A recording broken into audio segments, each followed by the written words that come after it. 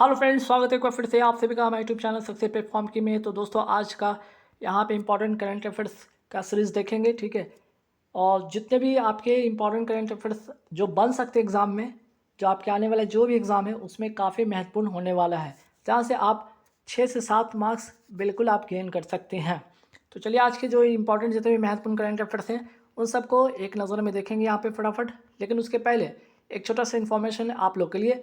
वो क्या है कि जो लोग नए हैं इस चैनल पे, वो क्या करेंगे, टेलीग्राम से जुड़ जाएंगे, ताकि वीडियो का अपडेट और पीडीएफ आपको मिलता रहेगा। जिनको करंट अफेयर्स की पीडीएफ चाहिए 2023 वाली विद स्टैटिक जीके, 70 रुपये पे करेंगे। जनवरी से दिसंबर तक उनको आपकी जो कलेक्शन है क्वेश्चन का, वो सारे के सारे आपको मिल जाएंगे। और जिनको 10,000 GK, GS, science, static GK की पीडीएफ चाहिए, वो 200 रुपये पे करेंगे और ले सकेंगे। जिनको अगर इस पीडीएफ को लेना है वो फ़ोनपे, पेटीएम, गूगल पे या अमेज़न पे से इस नंबर पे करके व्हाट्सअप कर दीजिएगा। पेमेंट का स्क्रीनशॉट लेकर आपको विद इन सेकेंड आपके व्हाट्सअप पे आपको पीडीएफ मिल जाएगा। अच्छा, जो लोग ओल्ड स्टूडेंट है, ठीक है, जिन्होंने पे कर रखा है ऑलरेडी, ठीक है, जिन्होंने करंट अफेयर्स के लिए ऑलरेडी पे कर रखा है, वो सिर्फ आप व्हाट्सअप पे मैसेज कर दीजिएगा, आपको पीडीएफ फ्री में मिल जाएगा। और जो लोग नए हैं उनको पे करके लेना होगा। तो चलिए, आज का महत्वपूर्ण सवाल पे एक नज़र डालते हैं। पहला सवाल यहाँ पे आइए देखते हैं क्या है।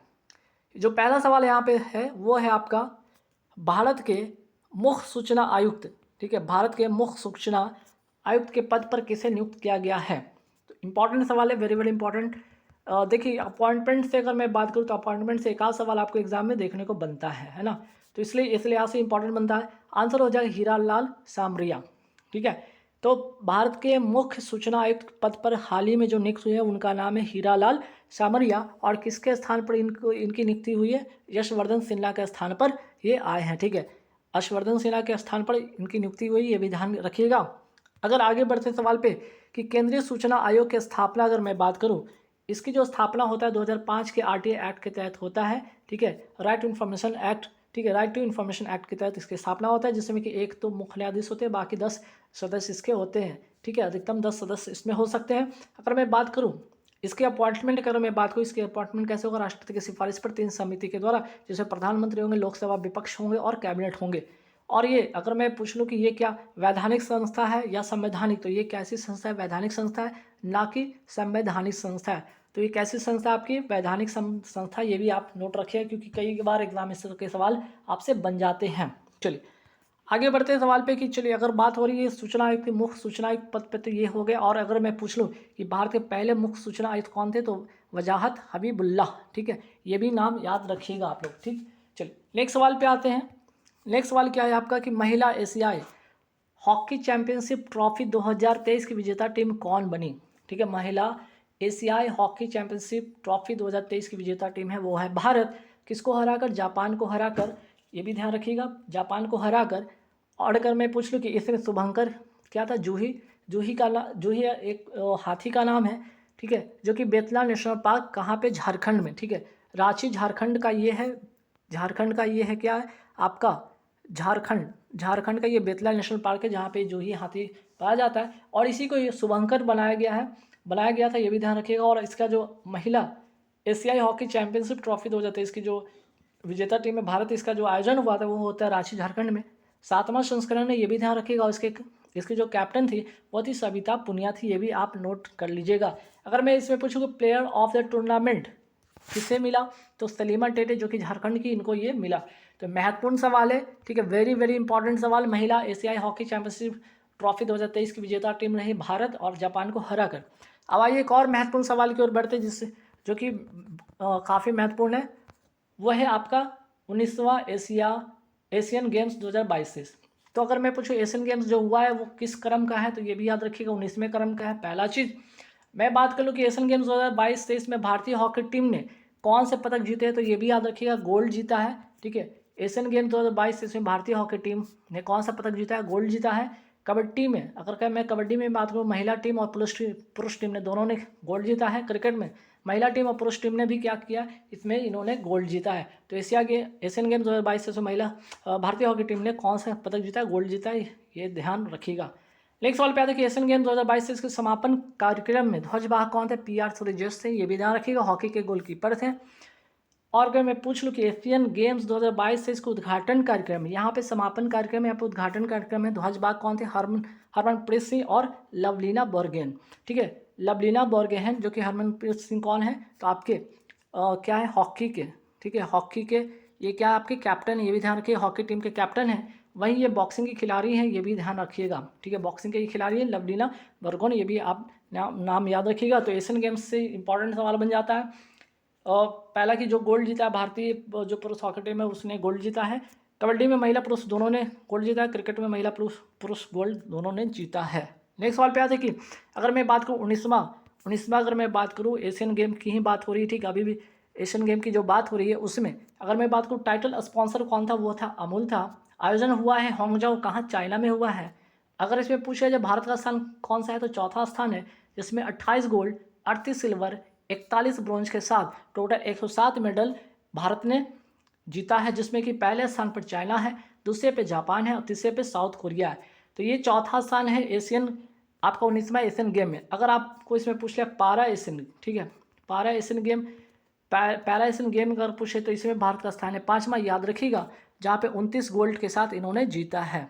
ठीक, चलिए नेक्स्ट सवाल पे आते हैं कि न्यूजीलैंड के जो नए प्रधानमंत्री वो बने हैं वो कौन है, वो उनका नाम है क्रिस्टोफर लैक्सन, ये भी ध्यान रखिएगा। सिंगापुर के प्रधानमंत्री वर्तमान में कौन है, सन मुगरत्ना, ठीक है, सन मुगरत्ना, ये भी नाम याद रखिएगा। और इटली के प्रधानमंत्री कौन है, Giorgia Meloni, most important question है, ध्यान रखिएगा। इटली के प्रधानमंत्री कौन है, जॉर्जिया मेलोनी है। और इजराइल के प्रधानमंत्री कौन है वर्तमान में, बेंजामिन नेतन्याहू। तो इटली वाला और इजराइल वाला दोनों ध्यान रखें, क्योंकि इजराइल अभी हाल ही में युद्ध चल रहा है, इजराइल और आपका हमास युद्ध हो रहा है, तो इसमें इजराइल के प्रधानमंत्री के बारे में जरूर ध्यान आप रखिएगा। और अगर मैं पूछ लूँ कि इसकी कैपिटल क्या होगी, तो जेरूसलम है, ये भी ध्यान रखिएगा।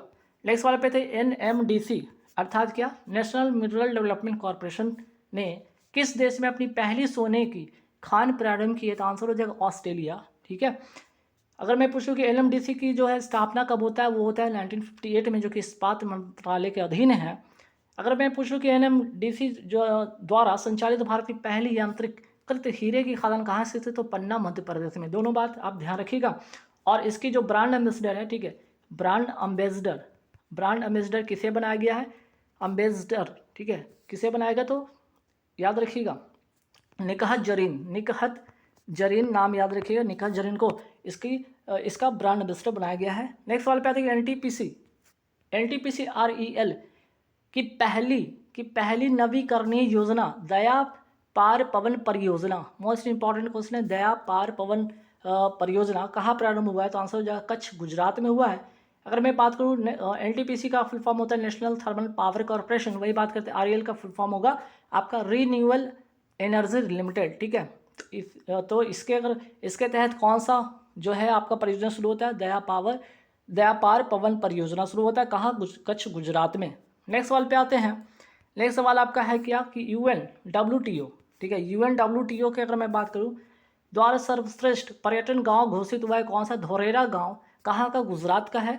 वही बात करते हैं भारत के वर्तमान मुख्य चुनाव आयुक्त कौन है, तो राजीव कुमार है, ये भी नोट डाउन कर लीजिएगा। और भारत के जो नए CDS बने हैं वो हैं, उनका नाम है अनिल चौहान। तो अपॉइंटमेंट से ध्यान रखिएगा, सवाल आना ही आना है, एक सवाल तो रहेगा ही रहेगा, ठीक है। तो आपके भारत के जो है आपके वर्तमान मुख्य चुनाव आयुक्त नाम याद रखिएगा, CDS नाम याद रखिएगा, ठीक है, मुख्य सूचना आयुक्त भी नाम याद रखिएगा। चलिए नेक्स्ट सवाल, नासा ने सुपरनोवा अवशेष सिग्नल्स लूप का अध्ययन करने के लिए कौन सा मिशन लॉन्च किया, तो आंसर हो जाएगा इन्फ्यूज मिशन, ठीक है। और ये जो नासा है कहाँ की कंपनी, यूएसए की जो है आपका स्पेस कंपनी, ये भी ध्यान रखिएगा। नेक्स्ट सवाल पे आते हैं कि लूपेक्स मिशन का संबंध किससे है, तो देखिए लूपेक्स की मैं बात करूँ तो इसका फुल फॉर्म है लूनर पोलर एक्सप्लोरेशन मिशन, या जिसे चंद्रयान 4 के लिए ये जो मिशन शुरू किया गया है, किसके तहत, तो इंडिया और जापान का ये संयुक्त आपका मिशन है, जिसमें कि आपका चंद्रयान 4 के लिए जो आपका जो साउथ पोल पर जो लैंडिंग हुई है उससे रिलेटेड जो भी चीज़ें होंगी उस मिशन का नाम होगा लूपेक्स मिशन, ठीक है। बात करते हैं आदित्य 11 के बारे में बात करूँ किसके द्वारा लॉन्च किया गया, आदित्य 11 इसरो के द्वारा लॉन्च किया गया, कौन सा व्हीकल के द्वारा, तो PSLV C57 से लॉन्च किया गया, कब, 2 सितंबर 2023 को। और L जो है 11 आपका है ये लंगराज पॉइंट, ठीक है, ये लंगराज पॉइंट है, याद रखिएगा, ये लंगराज पॉइंट है, अर्थात जो आपका सन है, ठीक है, सन और अगर मैं बात करूँ अर्थ, ठीक है, सन और अर्थ के जो बीच है जो जो ग्रेविटेशनल फोर्स है, जब आपस में दोनों का ग्रेविटेशनल फोर्स जो बराबर होगा, जहाँ पे बराबर होगा वही कहलाएगा आपका लैग्रांज पॉइंट। ठीक है, बात समझ में आ गया। नेक्स्ट सवाल पे आ देखिए, मत्स्य 6000 जो है ये है क्या, इसका संबंध है समुद्र यान से, इसका संबंध है मत्स्य 6000। ठीक है, नेक्स्ट सवाल पे आते हैं।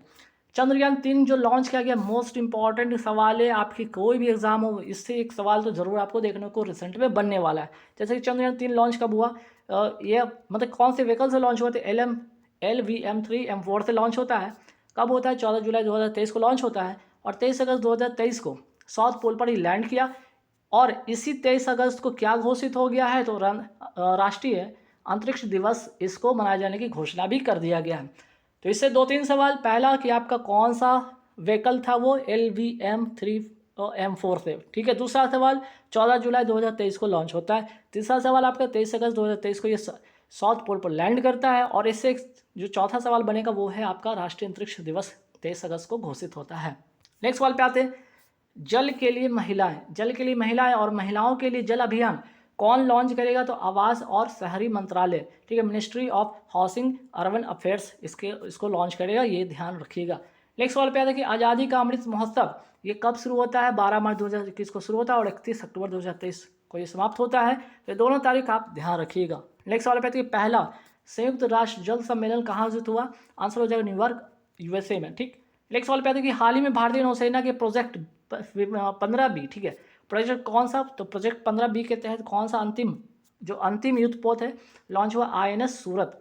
तो अगर ये अंतिम पोत होगा तो पहला दूसरा तीसरा भी कुछ होगा। ठीक है, पहला बात की मंच गांव डॉक लिमिटेड मुंबई द्वारा ये निर्मित किया गया है, और सिर्फ 4 स्टील्थ विध्वंसक जहाज जो दुश्मन के रडार को पकड़ में ना आने वाला होगा, ऐसा ये इसका डेवलपमेंट होगा, जिसमें कि पहला आपका हो गया आपका INS विशाखापत्तनम, सेकंड हो गया INS मोरमुगांव, और तीसरा जो आपका हो गया INS इम्फाल, और चौथा जो आपका ये हो गया INS सूरत। ये चारों नाम ध्यान रखिएगा। नेक्स्ट सवाल पे आते हैं प्रोजेक्ट 75 के अंतर्गत 6 स्कॉर्पियन पनडुब्बी जहाज का निर्माण होगा, और इंडिया और फ्रांस के ये संयुक्त जो है आपका ये मिशन है। ठीक है, इंडिया और फ्रांस का संयुक्त मिशन है, जिसमें कि INS Kalvari, INS Khanderi, INS करंज, INS बेला, INS वागीर और INS बक्सीर इसको बनाया गया है।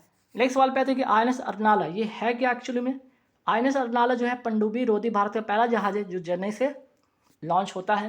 वही बात करते हैं INS विक्रांत, ये क्या है, भारत का पहला स्वदेशी विमान वाहक पोत जो कि कोच्चि से लॉन्च हुआ है। ठीक है, INS विंध्यगिरी, ठीक है, INS विंध्यगिरी ये क्या है, प्रोजेक्ट 17A के तहत आपके 6ठे नंबर का है INS विंध्यगिरी, और 7वें नंबर का होगा वो होगा INS महेंद्रगिरी। ठीक है, नेक्स्ट सवाल पे आते हैं कि हाल ही में FIDE ग्रैंड स्विस शतरंज प्रतियोगिता के महिला वर्ग का खिताब किसने जीता है, तो R वैशाली। अगर मैं बात करूँ R वैशाली, ये भारत की पहली महिला होंगी जो यहाँ पे ये खिताब को जीती हैं, और ये कौन है ये भी याद रखिएगा, R प्रज्ञानंद की बहन, वही जिन्होंने हाल ही में किसको हराया था, जो आपके कार्लसन को। ठीक है, मैगलन कार्लसन को, जिन्होंने जो विश्व शतरंज चैंपियनशिप 2023 हुआ उसमें R प्रज्ञानंद विजेता बनते हैं, वही जो मैगन ठीक है मैगलन कार्लसन जो कि विजेता होते हैं, तो वही है प्रज्ञानंद जिनकी ये बहन है, जिन्होंने अभी हाल ही में FIDE ग्रैंड स्विस शतरंज प्रतियोगिता का महिला वर्ग का खिताब जीता है। जो उसी में अगर मैं बात करूँ पुरुष कौन जीता है, तो पुरुष जीता है विदेश गुजराती ने जीता है, और आयोजन होता है इसका इंग्लैंड में। ठीक है, इसका आयोजन कहाँ होता है, इंग्लैंड में। वही बात करते हैं विश्व शतरंज चैंपियनशिप 2023 के विजेता कौन है, मैगलन कार्लसन, अभी मैंने जैसा कि जिक्र किया भी था, और किसको हराकर, R प्रज्ञानंद को हराकर। विश्व शतरंज दिवस कब मनाया जाता है, 20 जुलाई को मनाया जाता है। वही बात करते हैं कि 83वां जो आपका ग्रैंड मास्टर कौन बने, ग्रैंड मास्टर बने हैं आदित्य सावंत, क्योंकि महाराष्ट्र के हैं। नेक्स्ट सवाल पे आते हैं कि देखिए टोक्यो ओलंपिक से इसलिए सवाल बनेगा क्योंकि ये 4 साल पे होता है, अगला जो होगा आपका 2024 में होगा, पेरिस फ्रांस में होगा। लेकिन जब तक 2024 से पहले जो भी एग्जाम होगा उसमें सवाल आपको देखने को बनेगा कि टोक्यो ओलंपिक 2020 में भारत की कौन सी रैंक थी, 48 था। वहीं टोक्यो पैरालंपिक में भारत की कौन सी स्थान थी, 24वां था। सेमीकॉन इंडिया 2023 का आयोजन कहाँ होता है, गांधीनगर गुजरात में होता है। नेक्स्ट सवाल पे आते हैं कि हाल ही में अंतर्राष्ट्रीय क्रिकेट में टाइम आउट होने वाले खिलाड़ी कौन बन गए हैं, तो एंजेला मैथ्यूज। ठीक है, 146 वर्ष में ये पहली बार ये होता है।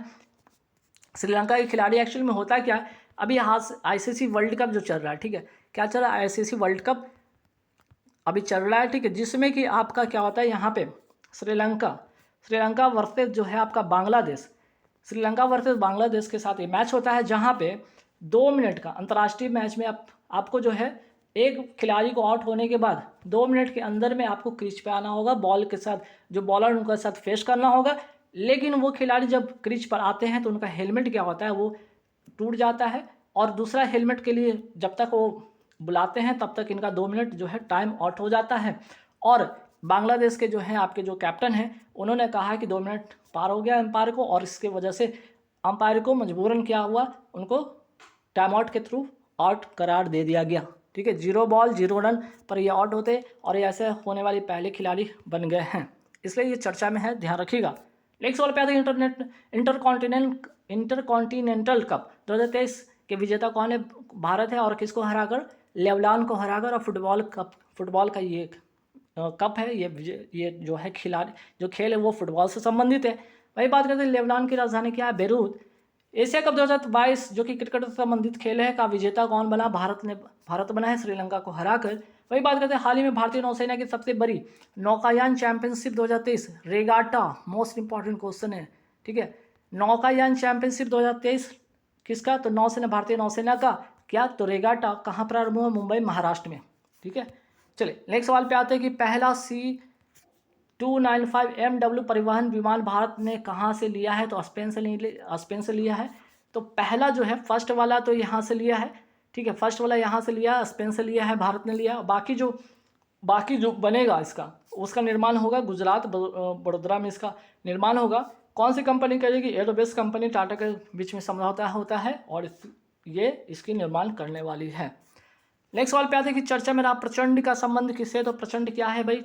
एक हल्का लड़ाकू विमान है जो कौन? हिंदुस्तान एरोनॉटिकल्स लिमिटेड के द्वारा इसका निर्माण किया गया है, और इसका लॉन्च किया गया है कहाँ से? तो अरुणाचल प्रदेश में इसको लॉन्च किया गया है। नेक्स्ट सवाल पे आते हैं कि डॉर्नियर 228 क्या है? तो भारत ने श्रीलंका को ये जो है आपका विमान दिया है, डॉर्नियर 228 दिया है। किसको? भारत ने श्रीलंका को दिया है। नेक्स्ट सवाल पे आते हैं CBSE का नया प्रशासनिक कार्यालय कहाँ स्थापित होगा? UAE होगा, ध्यान रखिएगा। और भारत के कितने बायोस्फीयर रिजर्व यूनेस्को में शामिल है? तो ये भी ध्यान रखिए, 18 बायोस्फीयर रिजर्व यूनेस्को में भारत के शामिल हैं। और विश्व बायोस्फीयर दिवस मनाया कब जाता है? 3 नवंबर को। और इसलिए महत्वपूर्ण बन जाता है कि 2022 से शुरू हुआ है, ठीक है। तो इसका सेकंड संस्करण है, वेरी इंपॉर्टेंट है। 2023 में इसका क्या है? सेकंड संस्करण है, 2022 से शुरू होता है। तो गाइस आज के इस वीडियो में इतना सवाल रखेंगे, लगभग आपका देख रहा हूँ कि यहाँ 50 सवाल जरूर था, लेकिन कहीं ना कहीं आपको यहाँ अगर देखा जाए तो कुल मिलाकर आपको 70+ ऐसे सवाल जो करंट अफेयर्स के मिले हैं, जो कि बने हैं, जो आपके डायरेक्ट एग्जाम में पूछे जाएंगे। तो गाइस वीडियो कैसे लगी कमेंट करके जरूर बताइए। जिनको PDF चाहिए वो क्या करेंगे, और यहाँ से आप पे करके ले सकते हैं, फ़ोनपे, गूगल पे, पेटीएम के थ्रू इस नंबर पे करके, और इस पर क्या कीजिएगा, व्हाट्सअप कर दीजिएगा स्क्रीनशॉट लेकर पेमेंट का। आपको करंट अफेयर्स वाली PDF मिल जाएगी। जिनको अगर 200 रुपये पे करके लेना है तो 10,000 GK वाली ले सकते हैं। आज की इस वीडियो में इतना ही। नेक्स्ट वीडियो में फिर मिलेंगे नए क्वेश्चन के साथ। Thank you very much.